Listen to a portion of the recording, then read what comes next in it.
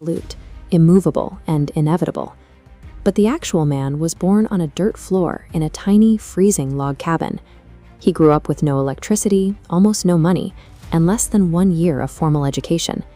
His path to the presidency was marked by steady failure. He struggled to keep businesses afloat, lost multiple political elections, and lived with a clinical depression that haunted him for decades. He was a massive, incredibly strong guy who could out-wrestle almost anyone on the frontier, yet he carried an intense emotional fragility. He spent years searching for a sense of purpose that his environment rarely provided. This raises a difficult question.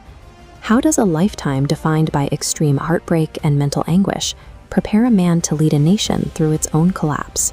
Lincoln's childhood was a cycle of grueling manual labor on the American frontier. When he was only 9 years old, his mother died from a disease known as milk sickness, a loss that plunged him into a deep isolation he would carry for the rest of his life. A year later, his father remarried. His new stepmother, Sarah Bush Johnston, noticed the quiet boy's potential.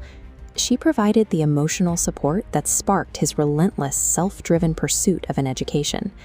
Since schools were a luxury he couldn't afford, he taught himself. He walked miles to borrow books from neighbors and spent his nights reading by firelight while the rest of the cabin slept. He practiced storytelling and humor with his neighbors to master the art of communication. He learned exactly how to hold the attention of a room by translating his observations into stories people could relate to. That lonely, self-taught childhood created his greatest political asset. He learned to independently break down complex ideas and explain them through simple, resonant narratives that connected with ordinary Americans. As a young adult, Lincoln worked on flatboats traveling down the Mississippi River. There, he witnessed the reality of human slavery firsthand, seeing people chained and sold at Southern markets. These scenes lodged permanently in his mind and shaped his views on equality. He entered politics at 23, but lost his first election for the state legislature. Instead of quitting, he studied law on his own until he passed the bar and began a new career. As an attorney, he built a reputation for unyielding moral logic. If he believed a client was guilty, he would often refuse to take the case. This consistency earned him the nickname Honest Abe. While building his career, he married Mary Todd. Together, they had 4 sons, but only one survived into adulthood. The weight of burying 3 of his own children caused Lincoln enormous, ongoing psychological pain. Historians believe this grief fueled a heavy, clinical depression that haunted him throughout his time as a lawyer and his early political career. Instead of destroying him, these personal tragedies forged a deep empathy and an ironclad emotional endurance that standard political ambition could not provide. In 1860, Lincoln won the presidency, but the nation was already fracturing. But before he could even take the oath of office, Southern states began seceding to form the Confederacy. In April 1861, the Civil War began. It became the bloodiest war in American history, characterized by national chaos and a scale of death that many believed the country would not survive. The pressure on Lincoln was constant. He faced failing military generals, daily attacks from the press, and a public that was rapidly losing faith in the Union cause. His lifelong conditioning to emotional pain allowed him to remain steady. While other leaders demanded harsh revenge, Lincoln visited hospitals to comfort wounded soldiers and pardoned young deserters who had been sentenced to death.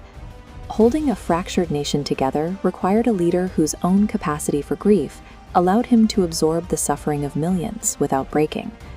By 1862, Lincoln realized the Union could not physically survive unless the root cause of the war, slavery, was permanently destroyed.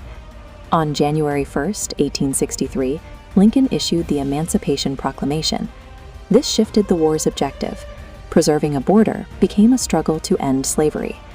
This had direct military impact, allowing Black Americans to join the fight for their own liberation. Nearly 200,000 African American soldiers eventually fought for the Union, providing the critical manpower needed to shift the momentum of the war. Months after the victory at Gettysburg, Lincoln delivered the Gettysburg Address. In a few brief minutes, he used his mastery of language to give meaning to the slaughter, declaring that a government of the people, by the people, and for the people should not perish. He reframed the nation's suffering into a necessary, foundational sacrifice for a new birth of equality. By April 1865, the Confederate forces surrendered at Appomattox. After 4 years of war, the Union survived, and institutional slavery was ending. Lincoln hoped to lead a peaceful reconciliation. But just days after the victory, he was shot and killed by an assassin at Ford's Theater, cutting short his vision for the nation's recovery.